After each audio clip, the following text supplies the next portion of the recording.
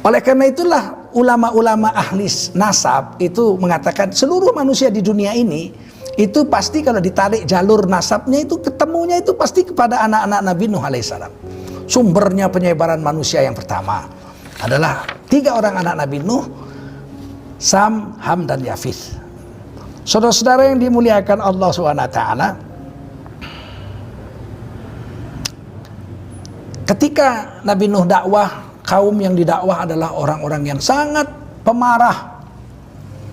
Sudah pemarah, bandelnya bukan main. Kalau Nabi Nuh alaihissalam datang dakwah, sudahlah dikasih tahu istri pula, beritahu istri itu gila, Nabi Nuh suami saya gila. Didakwah pula tiap hari selama 420 tahun. Wah, mereka jijiknya bukan main. Kalau Nabi Nuh udah datang, mereka ada apa? Pasti ceritanya sembah Tuhan kan? Pasti kan? Macam-macam lah, pokoknya marah. Akhirnya mereka saking jengkelnya, sebab 420 tahun. Asal Nabi Nuh datang, mereka angkat bajunya, ditutup wajahnya semua, nggak mau lihat wajah Nabi Nuh. Nabi Nuh tetap dakwah, saudara-saudara. Qul la ilaha illallah tuflihu, katakan la ilaha illallah, kamu akan sukses. Ambil induk ini, telunjuknya, tutup kupingnya. Udah tutup muka pakai kain, tutup lagi kupingnya. Nggak mau dengar, jijik. Mereka mendengarkan apa yang diajarkan oleh Nabi Nuh alaihissalam. Sangat menderita Nabi Nuh alaihissalam ini. Dan yang masuk Islam itu hanya orang-orang lemah, ya, mustad'afin, orang-orang lemah, kuli-kuli gitulah kalau sekarang, budak-budak, ya yang lemah-lemah lah, miskin-miskin, malak-malaknya, orang kaya agnianya, orang kaya malaknya, pejabat-pejabatnya, wah sekongkol semua untuk menghinakan Nabi Nuh alaihissalam. Sampailah satu hari Nabi Nuh alaihissalam diperintahkan Allah untuk membuat perahu. Ini harus tahu bahwa perahu Nabi Nuh ini bukan safinah ya. Kalau safinah itu perahu yang didayung, nggak cukup untuk 80 orang, mana cukup. Nggak cukup untuk ratusan ekor binatang sepasang-sepasang, gajah sepasang, kuda nil sepasang, macan sepasang, singa sepasang, badak sepasang. Mana cukup kalau perahu dayung, tenggelamlah perahunya. Maka Nabi Nuh alaihissalam disuruh membangun sebuah kapal tanker. Jadi kapal tanker sudah ada sejak zaman Nabi Nuh. Orang Inggris menyebut kapal tanker itu palka. Saya itu dulu di Dumai ya, banyak sekali kapal-kapal tanker mengambil minyak waktu Riau itu sedang jaya-jayanya. Sebab minyak Riau itu yang disedot itu 1 miliar barel. 1 miliar barel. Dan minyak paling mahal itu minyak Riau. Lebih jauh, lebih mahal dari Brent. Disebut minyak Minas. Itu minyak termahal sedunia, mutunya nomor 1. 1 miliar barel. Saya melihat itu kapal tanker besar-besar itu, bisa mobil jalan di atas kapal tanker itu. Saking besarnya kapal-kapal tanker zaman itu. Dari Dumai ke Bengkalis, terus lalui Selat Sumatera, Selat Malaka, langsung kemudian dikirim ke Eropa, ke Amerika, minyak-minyak itu. Mereka menyebut palka. Palka itu berasal dari bahasa Arab, fulka, ya, berasal dari bahasa Arab, fulka. Dan itu ada di Quran. Saya ingin kutipkan agar saudara-saudara sekalian bisa merasakan kehebatan daripada Al-Quranul Karim yang menceritakan tentang palka ini, yaitu dalam surah Hud, ya, ayat 20-an. Nah, saya sudah sediakan tadi. Allah Subhanahu wa taala memerintahkan dalam surah ke-26 ya, surah ke-30 ayat ke-36 surah Hud.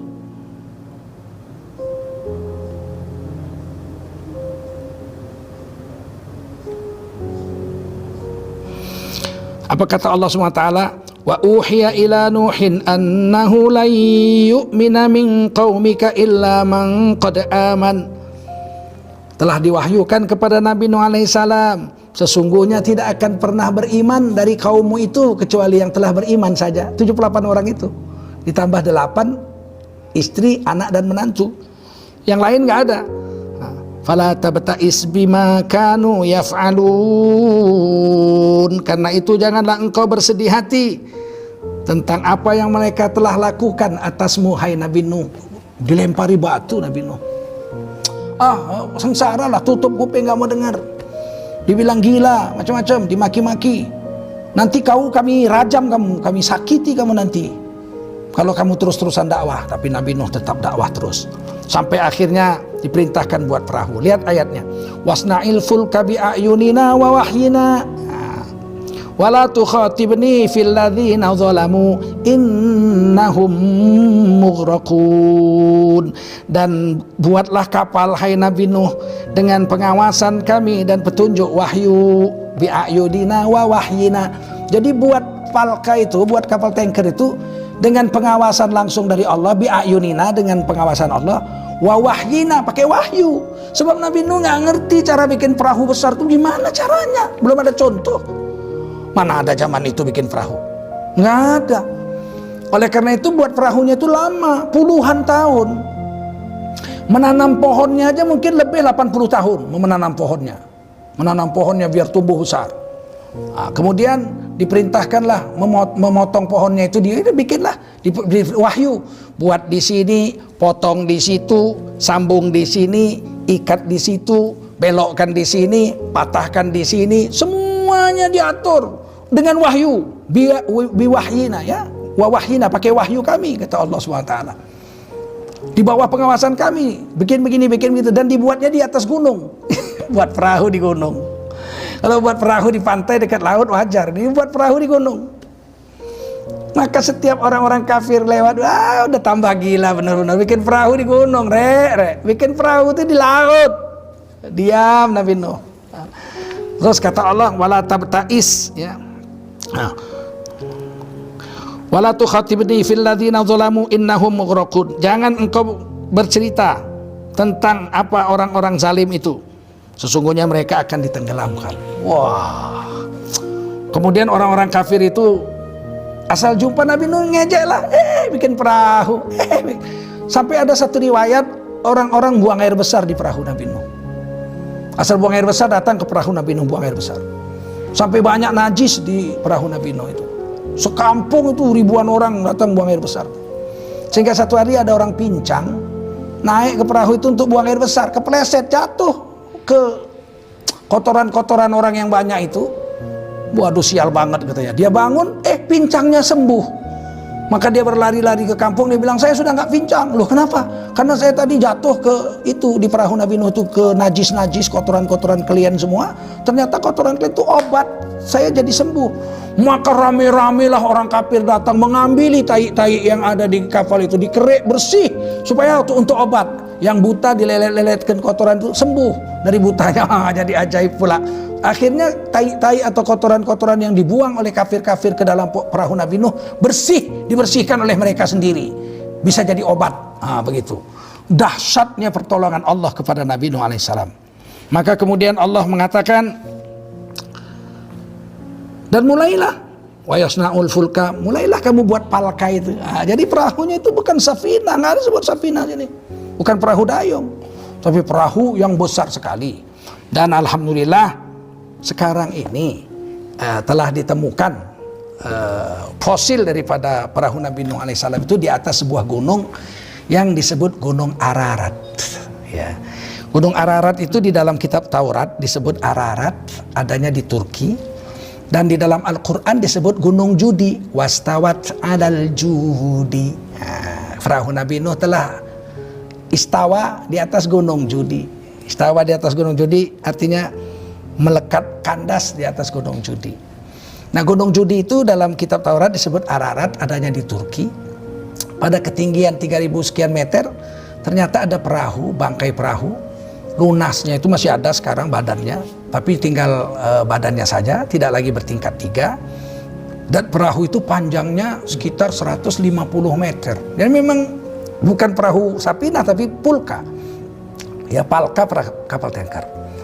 Dan ternyata di dalam di atas gunung itu, di dekat-dekat perahu itu ada pecahan-pecahan keramik yang disebut Nuh.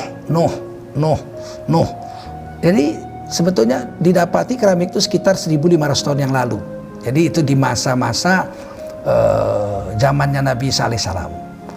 Ya, itu ternyata Orang sudah berpariwisata ke sana. Sudah dijual keramik-keramik dengan tulisan Nuh, Nuh. Berarti memang sudah tahu mereka itu adalah bangkainya perahu Nabi Nuh, ya. Dan kemudian perahu itu sekarang sudah diteliti oleh ilmuwan-ilmuwan, kayunya sudah dikerok, diambil. Ajaibnya, wallahu a'lam, belum bisa diputuskan sekarang, masih terjadi perdebatan. Kayunya itu adalah kayu jati dari Jawa Timur. Nah, kayu jati dari Jawa Timur dan Jawa Tengah. Kayu perahu Nabi Nuh itu, kenyataannya. Ini kalau benar-benar terjadi, jangan-jangan Nabi Nuh orang Jawa ini, orang Surabaya, wallahu a'lam ini. Tapi kan belum putus penelitian artefak ini. Dan saya sudah baca laporan-laporan penelitiannya, ternyata kayunya itu kayu dari Jawa Timur. Bayangin itu kayu jati. Nah, di atas perahu itu nyangkutlah di Gunung Judi setelah 40 hari 40 malam. Sebelum saya tutup, saya ingin ceritakan, karena akan ada seri 2-nya. Seri 2 akan lebih banyak fokus kepada dakwah dan penderitaan Nabi Nuh, tapi ini saya mau ceritakan 40 hari 40 malam dunia tenggelam dengan air. Nabi Nuh di dalam perahu berpikir, ini kalau nanti kering bumi, pohon-pohonan sudah mati semua, buah-buahan pasti sudah busuk semua. 40 hari. Maka ketika perahu Nabi Nuh nyangkut di atas Gunung Judi, Nabi Nuh berdoa pada Allah, ya Allah, apakah masih ada makanan untuk kami setelah dunia ini direndam air 40 hari? Pastilah pohon-pohonan sudah mati dan buah-buahan sudah busuk. Maka Nabi Nuh alaihissalam memanggil 2 ekor burung merpati. Kan sepasang-sepasang binatang tuh lantai 3. Nabi Nuh naik ke lantai 3, panggil merpati, sini dulu. Kamu bawa istrimu. Nabi Nuh berarti bisa bahasa binatang. Kalau enggak, bagaimana Nabi Nuh memerintahkan binatang naik ke perahu sepasang-sepasang? Bisa. Bukan Nabi Sulaiman aja bisa bahasa binatang. Nabi Daud juga bisa. Nabi Muhammad juga bisa bahasa binatang. Beberapa binatang bicara sama Nabi Muhammad, sujud kepada Nabi Muhammad. Bahkan batu bicara kepada Nabi, Assalamualaikum ya Rasulullah. Batu kasih salam sama Nabi, Masya Allah. Nabi Muhammad. Jadi Nabi Nuh bilang, hei merpati, kamu bawa istrimu turun ke darat. Ini masih di atas gunung nih, 3.000-an meter. Turun ke darat, lihat makanan untuk kita. Adakah makanan untuk kita? Ini ada 86 orang nih manusia. Binatang masih ratusan pasang nih, dua ekor sepasang-sepasang, berapa ratus. Mau makan semua. Aja lihat. Nggak lama merpati balik, di gigi di paruhnya itu yang satu bawa setangkai buah zaitun, yang satu membawa setangkai buah tin. Disebut di Quran itu wattini wazzaitun. Allah bersumpah demi buah tin dan demi buah zaitun. Pasti buah ini hebat. Kalau enggak, ngapain Allah bersumpah? Kenapa Allah enggak sumpah warambutani waddurian? Nah, kan demi buah rambutan dan durian, kan ada rambutan ada duriannya. Kenapa tin dan zaitun? Wah, kan di Arab sana, di sana nggak ada buah rambutan, ya buah rumman lah. Kenapa Allah nggak watamrin warumman? Kenapa nggak demi buah tamar, buah rumman? Kenapa yang disumpah oleh Allah itu tin dan zaitun? Maka ahli tafsir mengatakan buah ini adalah buah ajaib karena direndam banjir 40 hari, pohonnya nggak mati, buahnya nggak busuk. Wah, ini bandel banget nih. Ini kira-kira kalau sekarang nih PNS yang ditugaskan di atas gunung sana itu, yang waduh bisa bertahan hidup, berarti itu PNS-nya luar biasa itu. Mampu mungkin makan rumput aja di sana. Wah, luar biasa ini orang pilihan. Ilmuwan Jepang baru-baru ini membuat penelitian tentang buah ini, karena di Quran tin sekali disebut. Wattini wa zaitun, tin sekali disebut. Tapi zaitun nggak salah 6 kali. Maka orang profesor Jepang ini setiap hari memakan 1 butir buah tin, kemudian 6 butir buah zaitun setiap hari. Apa yang terjadi? Jantungnya sehat, penyumbatan peluruh nadinya bersih, dan akhirnya beliau masuk Islam. Gara-gara apa? Gara-gara jumlah tin sekali disebut, zaitun 6 atau kalau nggak salah 6 kali disebut, penelitiannya begitu. Maka beliau sehat gara-gara sebutan Quran ini. Dan saya ketika berada di Eropa, Spanyol dan lain-lain, itu setiap sarapan pagi itu pasti ada buah zaitun. Ada yang agak coklat, ada yang ungu, ada yang merah, hijau, suruh makan. Itu nggak ada apa-apa, cuma dikasih aja, cuka gitu, udah. Nah, makan setiap pagi. Kecapnya di sana minyak zaitun. Jadi kalau kita makan roti misalnya siram gitu pakai botol, itu yang keluar minyak zaitun. Itu kecapnya orang Eropa. Sehingga mereka tuh sehat-sehat jantungnya. Nah, kalau kita kan, waduh, kalau makan, usus dimakan, limpa dimakan, babat dimakan. Padahal itu semua ditanam sama Nabi nggak mau makan itu. Semua ditanam itu, isi-isi perut, jeroan-jeroan itu Nabi nggak pernah makan. Kita semua diembat. Zaitun nggak mau. Kalaupun ada zaitun sini nggak laku.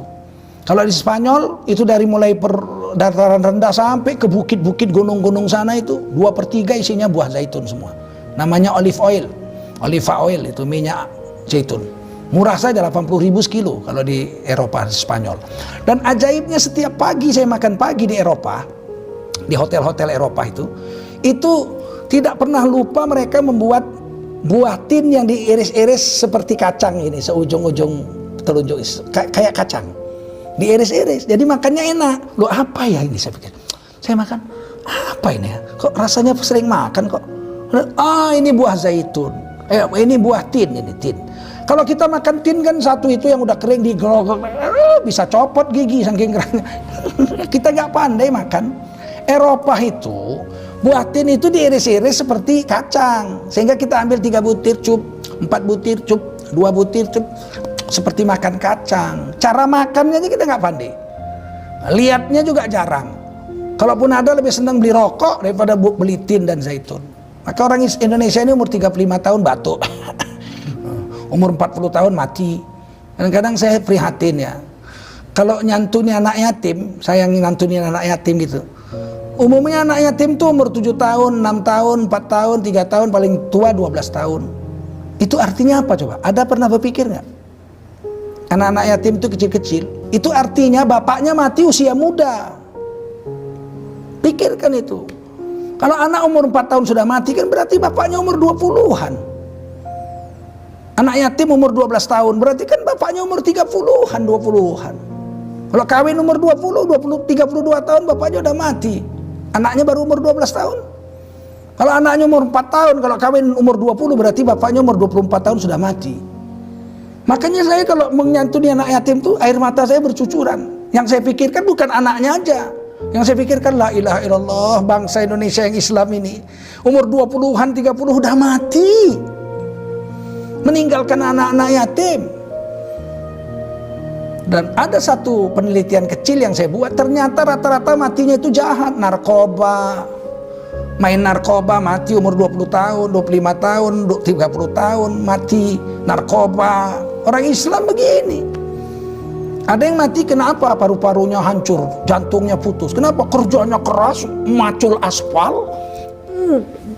Giliran makan siang, nasi putih sama kayak orek tempe pakai kerupuk, rokok separuh. Makannya kerupuk, rokoknya separuh bungkus. Duit untuk rokok, bukan untuk makanan-makanan yang bergizi. Umur 30 tahun TBC mati. Oleh karena itu kita orang Islam ini wajib makan yang baik-baik.